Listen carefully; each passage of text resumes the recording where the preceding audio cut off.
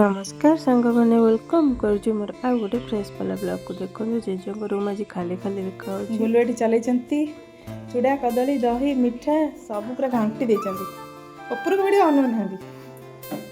देखो खुड़ी लुचि लुचि तापर ये सब आम कटाकटी हो गला ये सान को चूली लगे बाहर तो ये चूली लगाई आम तो सीझा सीझी हम तो ये चूली लगिगला जेहेतु आमर आज किसी तेल हलदी पड़ोनी तो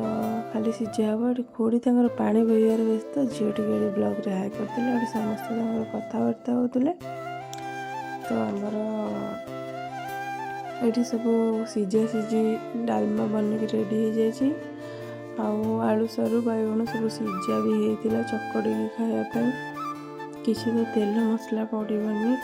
कि हलदी भी पड़ोनी जेहेतु आम अणसुधिया चली तो ये गुलर मोर सीझा सीझी चकड़ा चोपा छड़ा तो ये समस्ते ये एंड कर जय जगन्नाथ।